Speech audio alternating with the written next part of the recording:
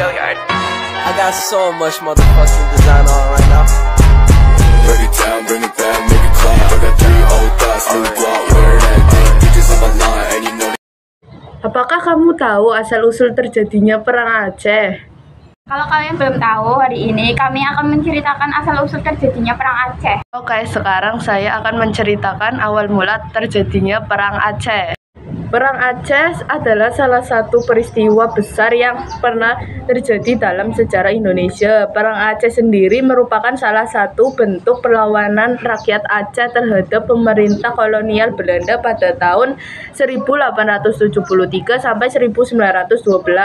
Sampai saat ini sejarah Perang Aceh masih menarik untuk diceritakan karena dalam catatan sejarah perang ini menjadi salah satu perang terlama yang pernah terjadi di Aceh. Penyebab terjadinya Perang Aceh sejak abad ke-17, Belanda sudah berusaha menanamkan kekuasaannya di Aceh.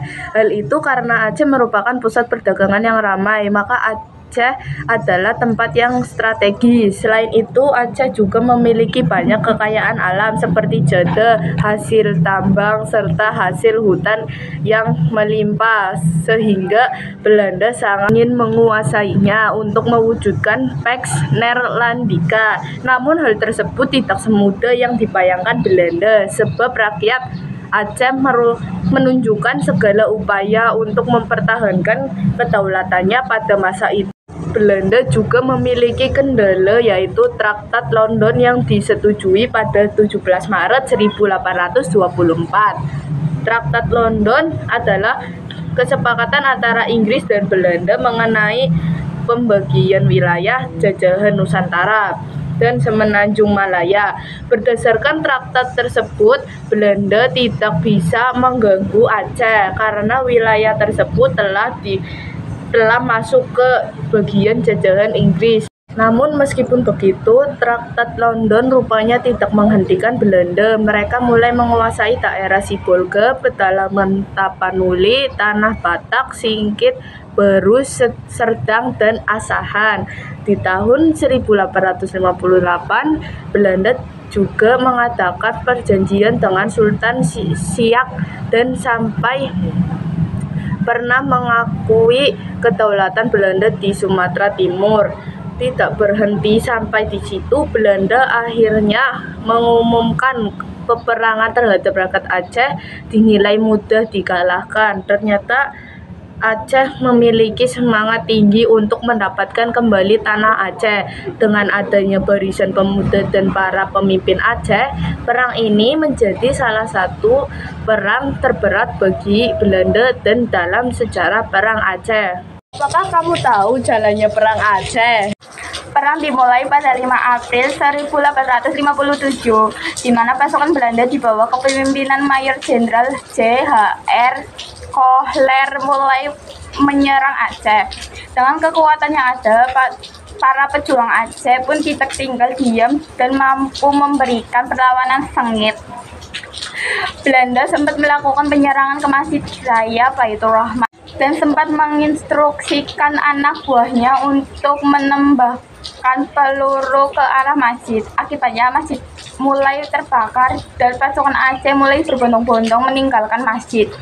Belanda akhirnya berhasil menguasai masjid pada 14 April 1873. Namun Mayor Jenderal Kohler diketahui tewas dalam sengitnya pertempuran di masjid ini. Setelah berhasil menguasai masjid, 9 Desember 1873, pasukan Belanda pun kembali mendarat di pantai Aceh. Pasukan ini dipimpin oleh Letnan Jenderal Jevan Switen, seorang pemimpin baru yang akan mengepalai pergerakan Belanda. Melihat kedatangan Belanda, pasukan Aceh pun tidak tinggal diam sehingga akhirnya meluncurkan berbagai serangan. Namun sayangnya pasukan Aceh harus mengalah dan mundur karena persenjataan Belanda jauh lebih lengkap. Pada 24 Januari 1874, pasukan Belanda kembali menduduki istana. Sultan Mahmud Syah II bersama para pejuang lainnya telah terlebih dahulu meninggalkan istana hingga pada akhirnya 4 hari setelahnya Sultan wafat akibat wabah kolera. Setelah berhasil menguasai masjid dan istana, Belanda akhirnya mengangkat putra mahkota Muhammad Daud Shah sebagai Sultan Aceh. Namun karena beliau masih di bawah umur, Tuan Hasyim Bantamuda pun diangkat sebagai walia atau pemangku sultan sampai tahun 1884. Kita berhenti sampai di sini. Belanda pun terus melanjutkan perang sampai ke daerah Hulu. Posisi Letnan Jenderal Van Swieten pun sudah digantikan dengan Jenderal Pel. Setelah itu mereka mulai membangun pos-pos pertahanan di Kutaraja, Krueng Aceh, dan Meuku Raksa dengan perkuatan sekitar 2.759 pasukan. Melihat pertambahan pasukan Belanda, pejuang Aceh pun tidak gentar dan tetap semangat. Di Aceh Barat, peperangan dipimpin oleh Teuku Umar dan istrinya Cutnyadin hingga meluas sampai ke Meolobo. Semasa jihad, mereka pun menerapkan strategi baru yang disebut konsentrasi sel. Sebagai kegagalan dalam pertemuan melawan rakyat Aceh akhirnya membuat Belanda mulai geram dan menugaskan Dr. Snoekhart Roemde untuk menganalisis kelemahan dari pasukan Aceh.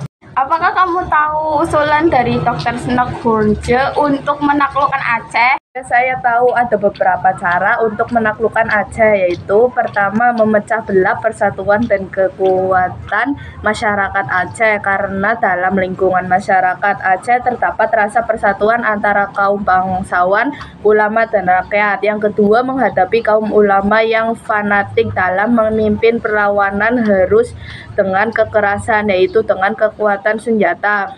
Yang ketiga, bersifat lunak terhadap kaum bangsawan dan keluarganya dengan memberikan kesempatan kepada mereka untuk masuk ke dalam korps Pamong Praja di pemerintah kolonial. Untuk melaksanakan usulan-usulan tersebut pada 1898, Kolonel J. B. Van Heos diangkat sebagai gubernur sipil dan militer Aceh. Dengan berbagai macam persiapan, akhirnya mereka pun melancarkan beberapa serangan untuk menggempur Aceh. Di bagian Aceh Barat, Teuku Umar juga merencanakan penyerangan besar-besaran ke Meolabo. Namun ternyata rencana ini berhasil diketahui oleh Belanda dan malah terjadi serangan balik yang sengit pada 1899. Dalam pertempuran tersebut, akhirnya Teuku Umar pun gugur, sedangkan pasukan Cutnyadin terus melakukan perlawanan. Di bawah kepemimpinan Muhammad Daud Shah dan Panglima Polem, perang gerilya terus dilakukan sampai akhirnya Muhammad Daud menyerah, sementara Panglima Polem ditangkap bersama istri dan keluarganya. Apakah kamu tahu akhir dari peperangan tersebut? Akhir dari peperangan Aceh, Cutnyadin berhasil ditangkap lalu diasingkan oleh Belanda sampai akhirnya wafat pada 6 November 1908. Perang selanjutnya dilanjutkan oleh Cutnyadmutia dan Pangnangros sampai pada akhirnya Oktober 1910 keduanya gugur dan perang resmi berakhir secara massal pada tahun tersebut. Jadi itulah sejarah perang Aceh. Semoga semangat juang para pendahulu selalu dapat menginspirasi generasi muda untuk terus mempertahankan kedaulatan Indonesia.